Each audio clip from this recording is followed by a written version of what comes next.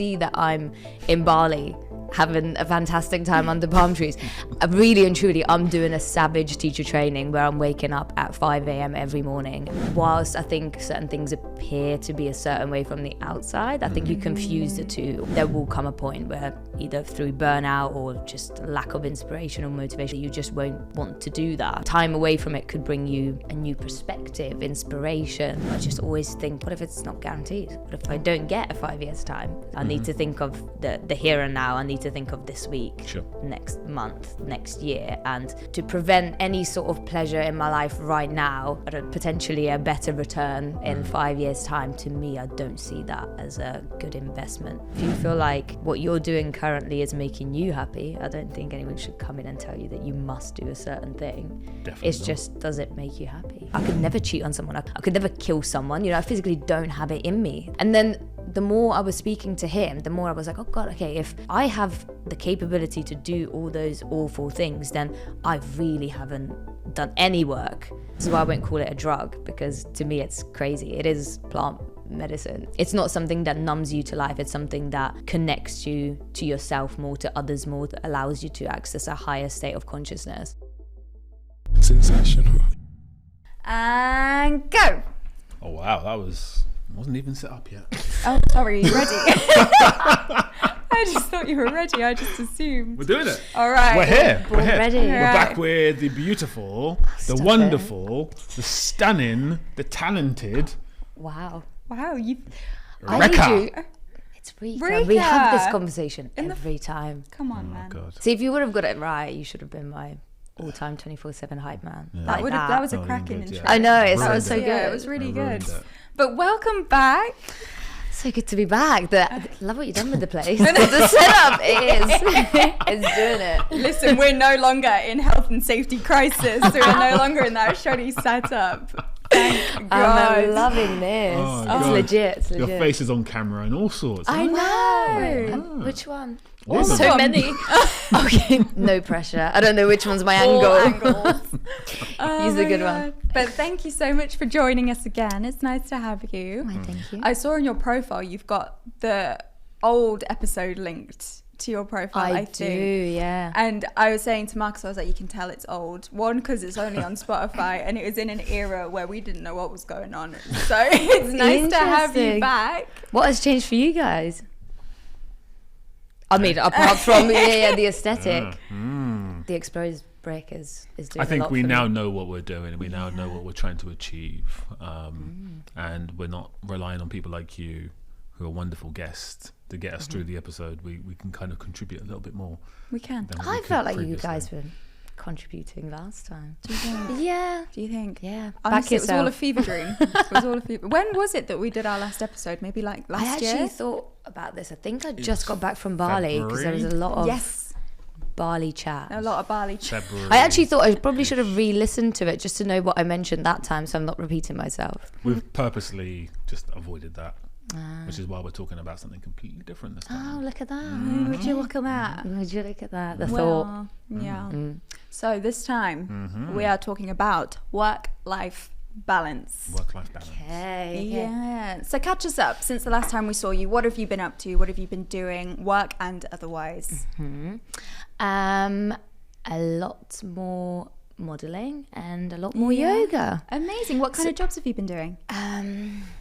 Commercial stuff, so mostly hair, skin, just anything that requires me to be that happy sort of slightly cheesy girl next door, you know, like Oh, I love it. just the smiling. I always have to be smiling for campaigns, I feel. love that. Yeah. Do you think cracking that's smile. changed like over the years? So when you first started modelling with us, it was more kind of serious kind of thing. I know it wasn't super drug. No, it was sort of smiley, wasn't it? I've Yeah. always been, I've always But been. your portfolio was different. Your portfolio wasn't smiley. because that was more aimed at dance, yeah, which is like be a bit sexy, yeah, you yeah, know. yeah. And then modeling has never really been that. I think I've got like maybe a couple of like lingerie campaigns, but Yeah. other than that, not Okay. really. So it's always been just smiling. be happy and Be yourself. be yourself. Be yourself. Well, yeah, Oh, I no, love that's one thing that I get told, that it comes across through the camera. That That it you're looks, happy. yeah, that it looks genuine. So I think that's Oh, why that's they. nice. I know. I was That's like, what nice a compliment. Yeah. Now I think you're probably happy because you, and you're smiling as well, because you guys take many holidays. Jealousy is not a good colour. Yeah, no, this is a reoccurring theme. I feel attacked. No one's getting attacked. I'm just bringing out the fact that you're both are very happy Stating people, the obvious, right? because you have a lot of holidays. Whereas I'm not happy because I have no holidays. I've not Is been that on a holiday. fact? That's a fact. I've not been on holiday since 2018. You guys have been on. God. That's 6 years. You guys have been on 6 holidays in 6 months. So what we're trying to work I'm trying to comprehend that. Yeah, I'm trying to count. It's a Why? long What time. nothing? It's a long time. So what we're trying to figure out as an episode today is, do we need work-life balance, or Yes. okay, this is, The end, yeah. Done. or is the pursuit of happiness through work more important? Ooh. Okay. I think it depends. I think it depends on how you view your work, firstly. Because I think a lot of people do something that they don't necessarily find that fulfilling. Okay. So for them, I feel like maybe having some time away from it is necessary more often than for someone who finds their work to be their passion, that they're just, that they really, really get enjoyment from. That being said, I feel like you do need time away from it. And then also how you spend that time, because I never really see my trips as no work and only enjoyment. I usually try and fuse it with some things. For example, you'll only see that I'm in Bali having a fantastic time under palm trees. Really and truly, I'm doing a savage teacher training where I'm waking up at 5 a.m. every morning and learning how to better myself as a yoga teacher.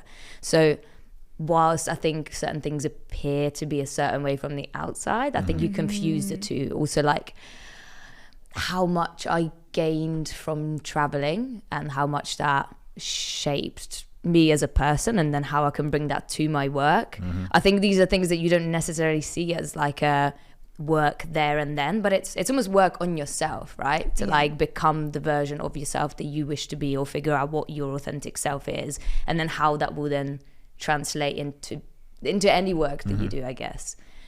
So, and then on top of that, just actually having rest, Yeah. it's a powerful thing. It's That a powerful thing. Good old rest. because I just feel like if you're constantly trying to just live your life to work, there will come a point where either through burnout or just lack of inspiration or motivation or whatever it is, that you just won't want to do that. So I feel like having time away from it could bring you a new perspective, inspiration, Absolutely. like a better rested you to then tackle that thing more efficiently.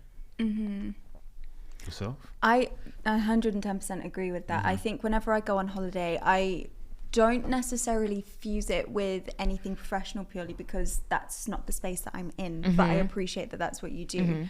I look for rest, for sure, respite, because I think the industries that we're all in is incredibly taxing mentally, physically. It's, it does a lot. So to have that break and to have that separation, be it for like 2 days a week, however long you can, it makes the world of difference.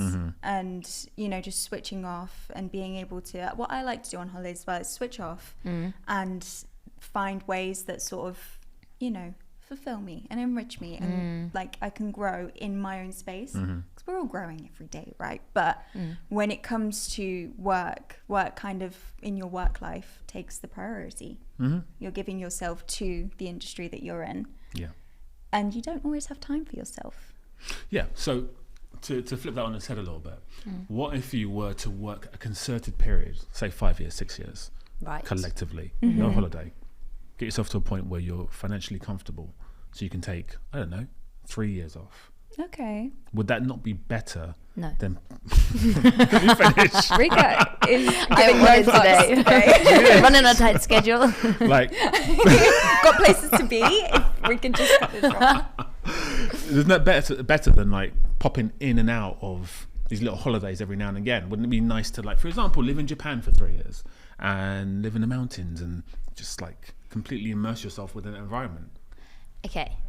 Every time I've traveled, I've always made the conscious decision to not be away for longer than, I think 2 months has always been my cutoff date. And those periods are always infused with some sort of career developing program. So like, don't get me wrong, I do plenty of holidays where I'm very much going to Ibiza, and I can't say that I'm intentionally doing anything like career development wise. More so it's about connection and meeting people that sometimes ends up being by default networking, you know. So like it will always be productive in some sort of way, even if it's like you just said, like switching off and having that you time.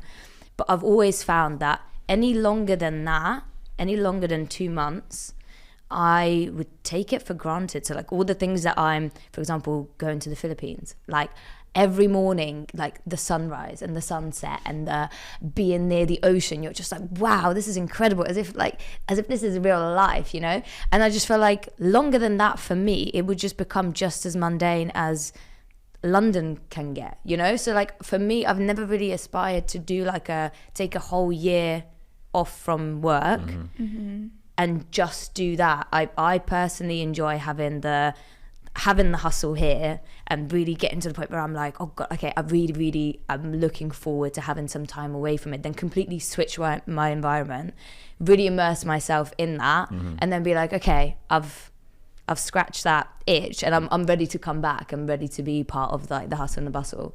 So for me personally, no, if you're going to move to Japan for 3 years, I guess, would you then work? Because then you could do that now. Well, that could be part of your 5 years now, but just that was going to be my next question, which is, why are we working? What's the point of us working? What's the point for you? Well, the point for me to work is so I can get to a place where I can not be working. Interesting. Oh, really? So what's the point of you guys working? Because that for me would explain my situation in terms of working to a certain point and then stop working. But then what's your guys' goals? Okay. I can't imagine a time in my life where I don't want to be working. Like I can't imagine it. And the idea of maybe there being a point where I can't actually is a concerning thought for me. But I really enjoy my work.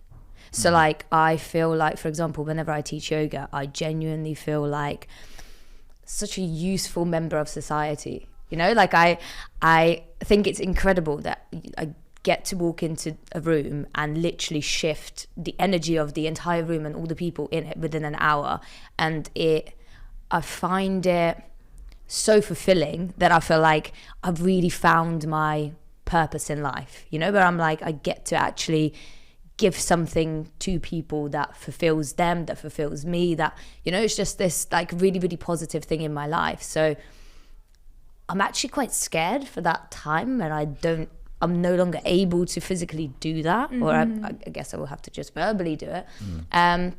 It's not work though. I get paid for it. You do get paid for it, but if you were doing it for free, I would do it for free. Exactly. Oh, maybe I shouldn't say that. Exactly. Yeah. I wouldn't. Hypothetically. But if you were doing it for free, for example, you would still get that fulfillment.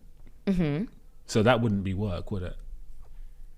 No, but if you confuse the two, then I think you would view work in a really different way. I think it's figuring out what that thing is for you, and if there's any way that you can make that your source of income. But then, if you've got to a point, this is my point. If you get to a point where financially you don't need the income, and then I would still do it for free. Exactly. So then, say for example, you worked for 5 years consecutively. Okay. Super rich now. You go to Bali or go wherever you want in the world, consecutively for the rest of your life, just teaching yoga without being paid. Would that not be more beautiful and enriching than having these little breaks every now and again? Ooh, now you're thinking. Yeah, but we got to what does it? Yeah, but she's so rich now that she doesn't need to worry about that. I've worked so much for the past 5 years that now. Okay. Yeah, now she's just living the rest of her life doing what she wants, traveling from city to city. I guess it's just not really how I see life. Don't get me wrong, like I think about the future, I do. But I just always think it's not, what if it's not guaranteed? What if in what if I don't get a 5 years time? Not to make this episode really bleak, but like for me, I think there needs to be within your outlook on life and how you spend your time. For me personally, I feel like I need to think about all of it. I need to think of the here and now. I need to think of this week, next month, next year, and to prevent any sort of pleasure in my life right now with the hopes of potentially a better return in 5 years time. To me, I don't see that as a good investment. So what are we saying then? Are we saying that work is equally as important as the enjoyment of life, or are we saying that the enjoyment of life is more important than work? So I listen to a lot of podcasts, yours as well. And something that comes up quite often is that people talk about if you were on your deathbed, what are the things that are going to come up? Is it going to be work, or is it going to be the meaningful interactions and memories and connections that you've managed to acquire like throughout your life? So for me, I think it's a question of that. That where are you placing your energy? And don't get me wrong, I think that there needs to be a balance within that, but I think just the balance will mean different things to different people. So you clearly think my balance is outrageous. No, not at all. Not at all. No. But I think it's establishing for yourself what balance means. Yeah. So for me, balance is being super productive and then having very serious, concentrated amount of fun sort of like sprinkled in that.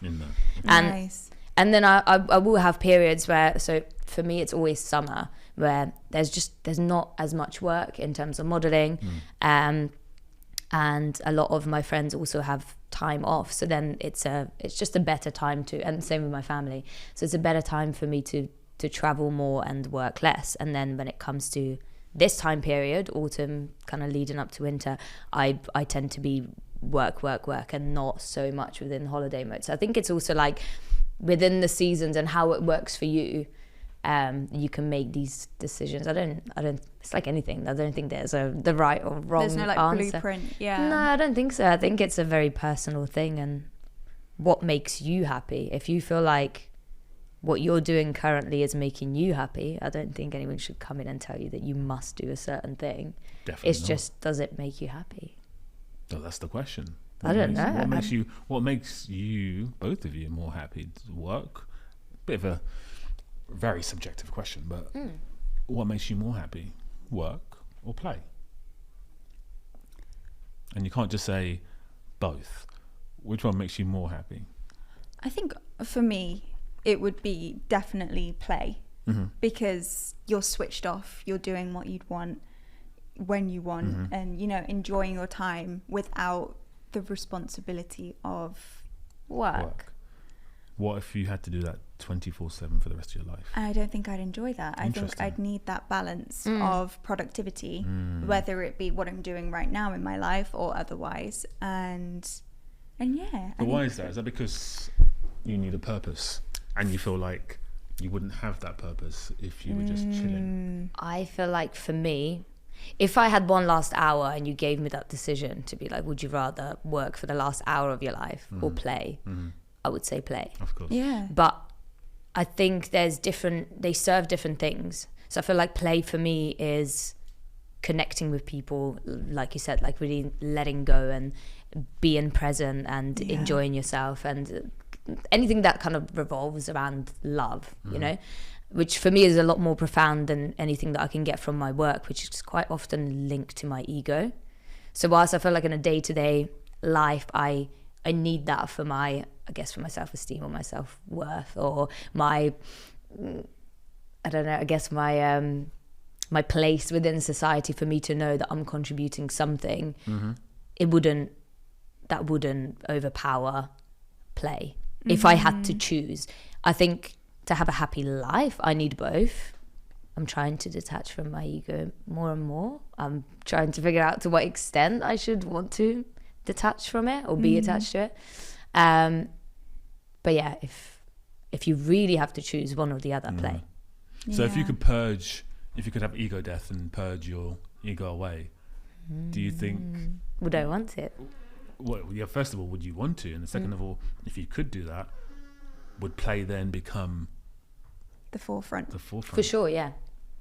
100%. I think the more people you meet who are kind of on that journey towards enlightenment, they are just being. That's what we're here for, right? I mean, we're not here to work. Yeah, which is wild coming from you. So in terms of someone who works consistently, how do you foresee that sort of transcending in the years to come? I see that as the goal towards something where I can be in a place where my ego is no longer relevant, and I don't have to worry about work or achieving things, or I think you put it best when you said enriching yourself, because that's really, you're stroking your own ego at that point when you're working beyond the means of needing to work. When is your ego going to become irrelevant? Well, it needs to become irrelevant pretty soon, I think, for everyone. I think the quicker you can get to that point where your ego is irrelevant, the happier you're going to become, in theory, because you're not consistently seeking validation from yourself and from other people as well. And that allows you to be in a place where you can just relax. Because I feel like a lot of work is ego.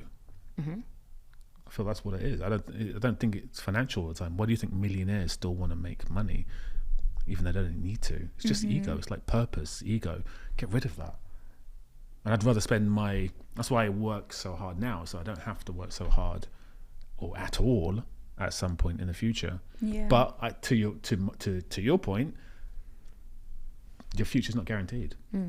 Yeah, which is always a really huge thing to remember, without going too bleak. Without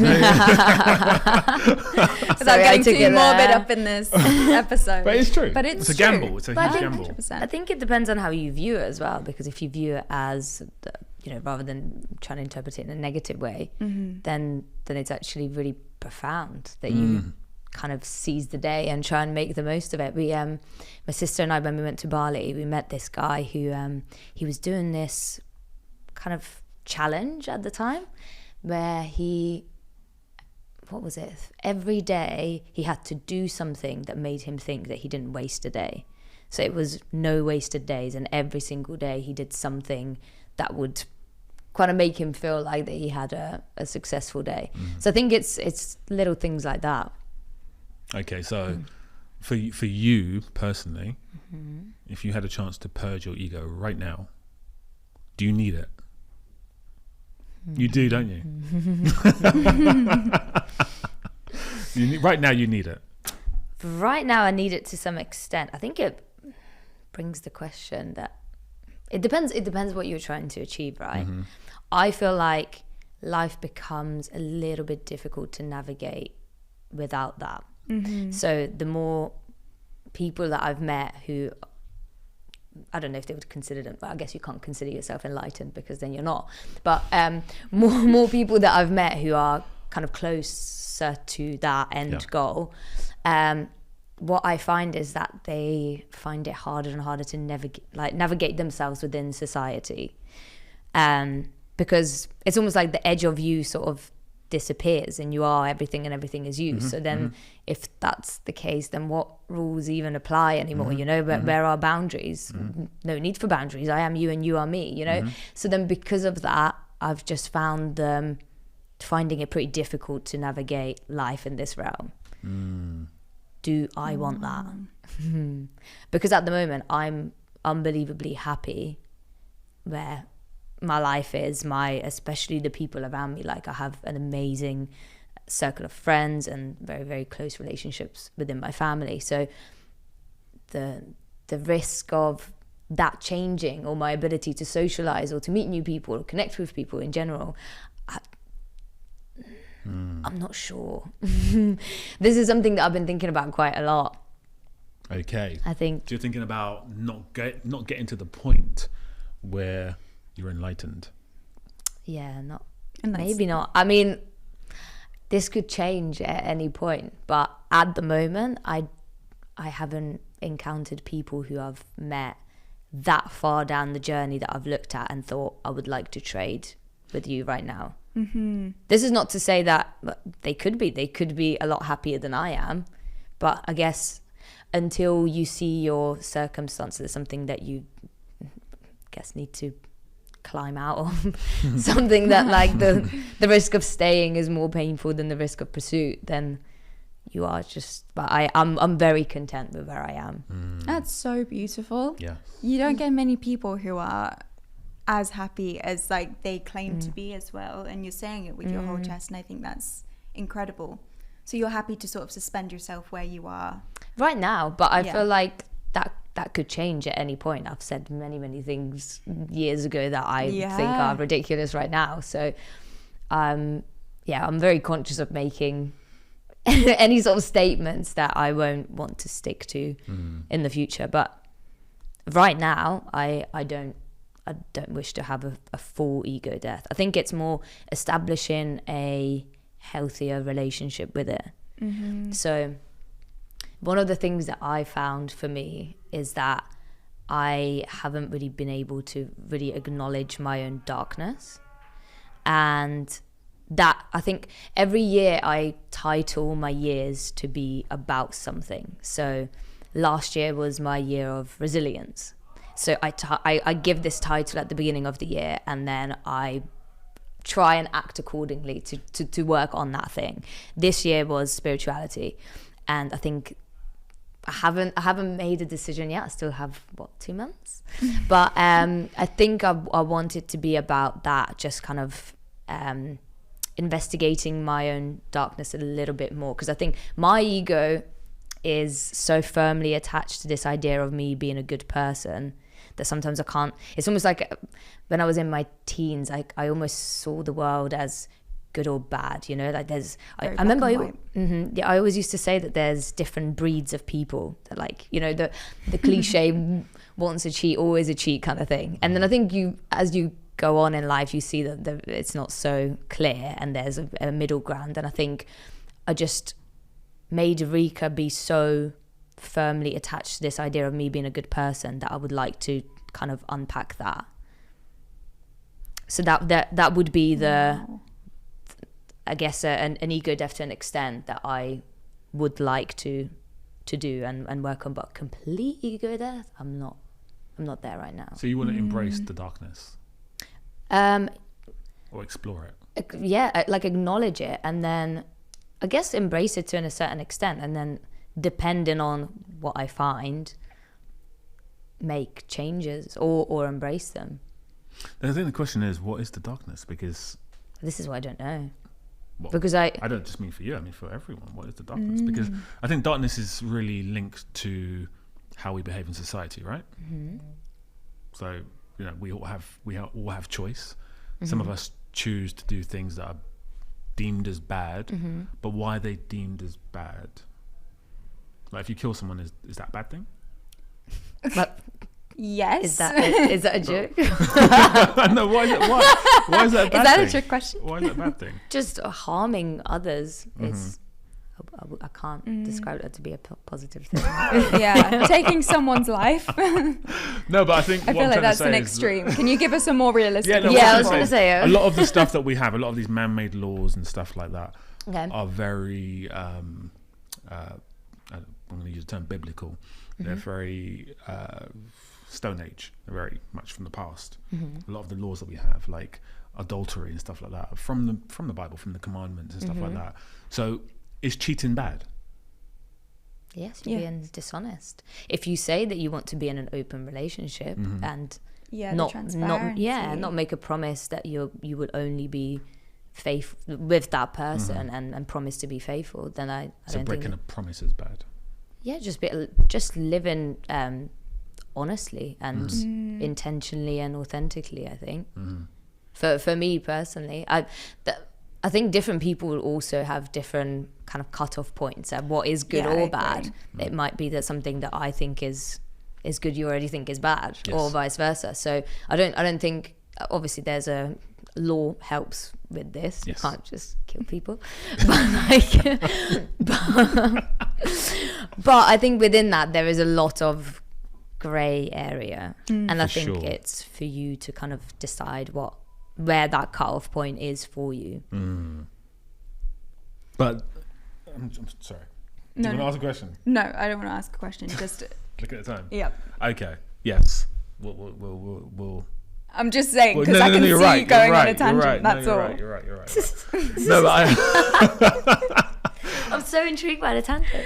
Yeah, it's just, me too. I think the idea of darkness is a great one. I think not enough people do embrace the darkness, but I think it's so. I honestly think the idea of bad and good is so subjective, because what's, like you said, what's good to one person may not be good to another. What's bad to one person may not be bad to another. I think what I'm trying to say is that I've encountered a lot of people who, yet again, kind of further along this path than I am in terms of enlightenment.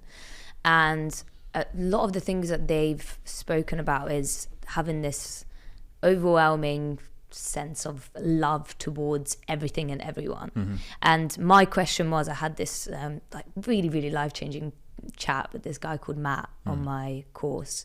And he was basically saying that the reason why he's able to have the same amount of love for me than towards someone who's committed something unthinkable is because he was able to face his own darkness to the extent that he knows that he has the capacity to do all those awful things. He's just choosing to move from a place of love.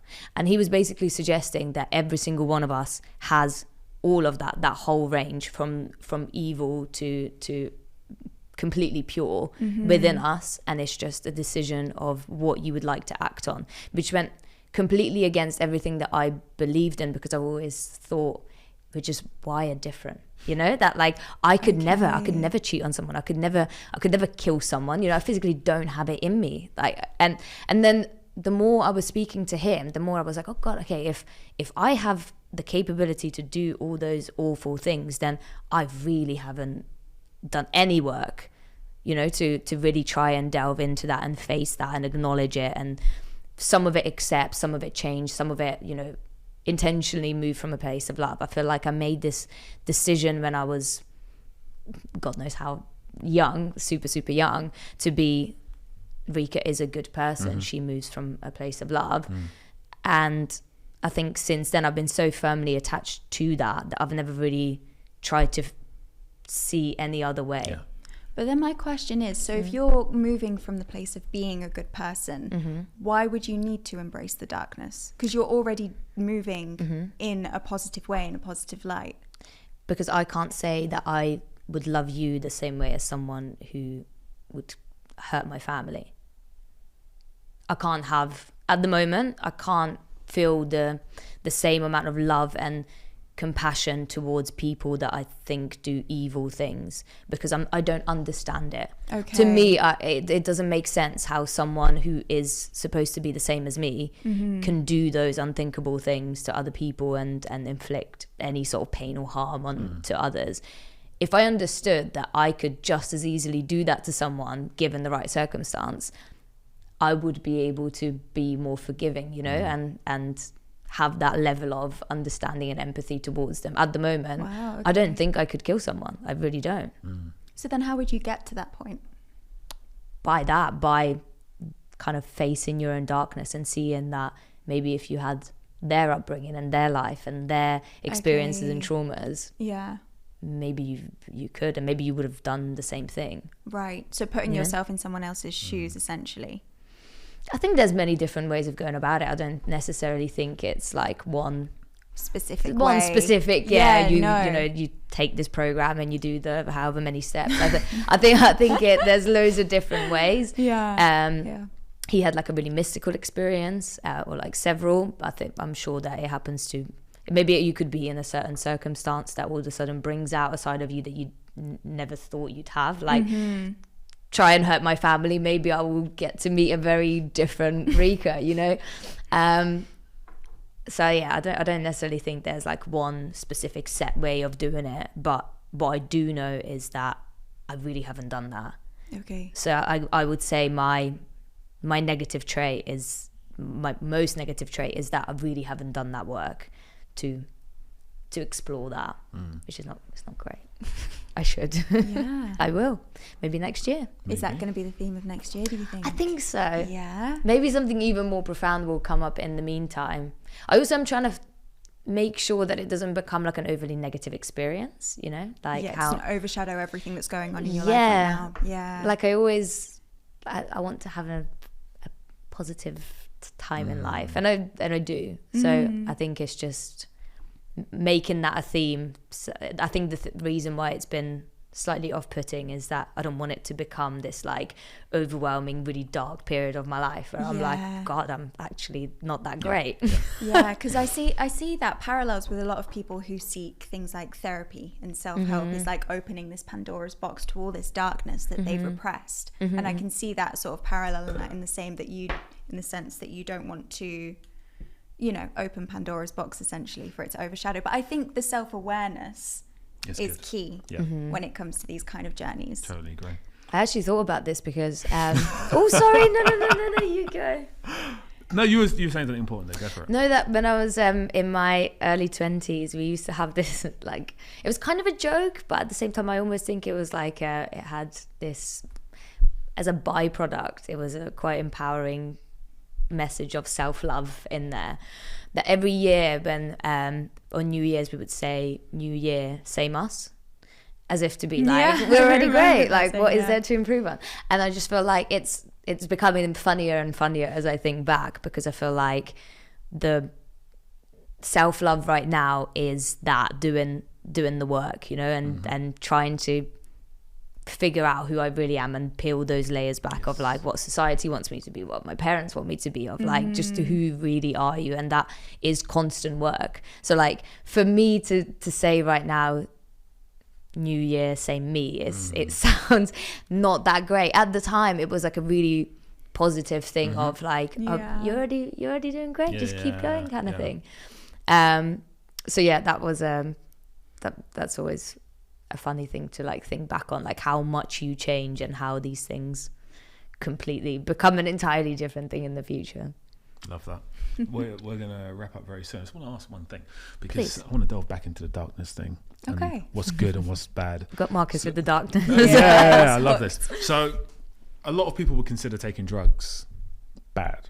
Okay. Darkness. But I feel a lot of people, especially in Bali or whatever, and South America, do ayahuasca, for example. And others would consider that to be a bad thing, right? Like embracing the darkness kind of thing. However, it can also be a very healing and spiritual experience. And I guess this is what I'm saying about what is good and what is bad. Yeah, where's that line? Where's that line? Because, you know, in the Bible, or in a religious text, that will say you're not allowed to do that kind of thing. If you want the answer of it being bad, you're asking the wrong person. I know I am, which is why I brought it up. Did we talk about it last time? Was it brought up? We don't think we went into it. No. Was it not? I've spoken to you about it personally. Yeah, I feel like we've had I don't think it was on air. I think we spoke about it before. Did we? Yeah. Okay. I think personally, and this is quite controversial, but I think the way society is set up at the moment, I find it crazy that alcohol is legal and it's fine and it's considered to be okay, and everything else is like this awful evil thing that is just going to create some sort of like substance abuse, and that's it, that's the end of your life. You're going to be on the streets with like no one to love and no work, you know. And it's, to me, it's always been fascinating because I've managed to alter my mind in really fascinating ways through substances other than alcohol, that I would have never had from a normal night out just drinking. No way. And if I really think about it, like, so I stopped drinking 5 years ago, and if I think back, I haven't had a single profound night really, or evening of drinking where I feel like it's really impacted who I am as a person. As in, I can safely say that the first time I've ever tried psychedelics, I did like a whole 180 as a person. Really? Like from literally the next day, I just had this idea that anything that I couldn't comprehend was not possible. And through that one experience, I experienced so many things that were quote unquote impossible before, that the term impossible just disappeared overnight. And from that point onwards, I just became unbelievably curious and open to anything and everything, you know. And from from that, I just feel like I've never looked back, and every single time that I've had experience with plant medicine, this is why I won't call it a drug, because to me it's crazy. It is plant medicine. It's not something that numbs you to life. It's something that connects you to yourself more, to others more, to allows you to access a higher state of consciousness. So for me, to call it a drug is almost offensive, and then it brings a whole load of questions kind of to the surface, to be like, why is it that society is framed in a way that we deem that to be bad, even though it can help you heal from all sorts of traumatic things. It can help you get out of really negative thinking patterns, such as like anxiety or depression. It can connect you. That was the first spiritual encounter I've ever had, and since then I have a very, very strong connection to spirituality that before I would have said is unimaginable. No way. Like I had no interest in it whatsoever. So I think to compare that to a substance such as alcohol that literally just numbs you to life, and you wake up the next morning, you don't remember half the things that happened, and nothing crazy, nothing profound ever happens, you know. You're just like, I think I had a good time, now I feel awful. Oh great, you know. Like how are those things so like viewed so differently within society? To me it makes no sense. There's probably a very good reason for that, but we don't want to go into that right now. I was gonna say conspiracy theories. I think all drugs should be legal. I'm with you. In Portugal right now, they've made heroin legal. Have they? They have, and it's a good idea, because you know the more you stigmatize something, the more people want to do it. Yeah. And I think if you get rid of that stigma behind something, they want to do it less. And also, you can control it, even the quality of it, the safety of it. The safety, yeah. Guys, I literally watched someone on the tube the other night, like 3 nights ago, do it on the tube. Wow. Yeah, it was crazy. I've never experienced anything like. I literally watched heroin. Yep, and I literally watched the effect of it on the person, and it was immediate, and it was honestly, I couldn't believe it. The funniest thing was that the announcement, if you see something suspicious, please report it. And I was like, I'm surely this is suspicious, right? This is the craziest thing I've ever witnessed. That's crazy. Wow. But surely there's safer places to do it, right? Of course. Yeah. On the it's tube. ridiculous. It's ridiculous. I couldn't believe We could it. go into this for hours. We could. And I would really like to at another point. I think this is a really interesting conversation. We shall. I will be happy to come back. Happy to have you. Absolutely. Thank you for coming back again. It was lovely to have you back on the show. Thank you for having me. That camera there, could you tell people your socials? At Reka Ginge, so REKAGINGE. Beautiful. Kez, anything you want to say? No, other than thank you. And as ever, I love these conversations with you, because it always takes it. So with all of our guests, we have a kind of overriding theme or points that we would want to discuss. And I feel like, especially with you, Reka, the conversations always level up. And they go, this was meant to be about work-life balance, for example. And now we're on psychedelics. So that's unbelievably on brand for me, actually. Absolutely. And I love that. I absolutely love that. How about you, Marcus? Any last words? No, apart from please hit the subscribe button, the like button. Absolutely. If you're listening on socials, please follow us. Yes. Thank you. Thank you. Pleasure. And goodbye.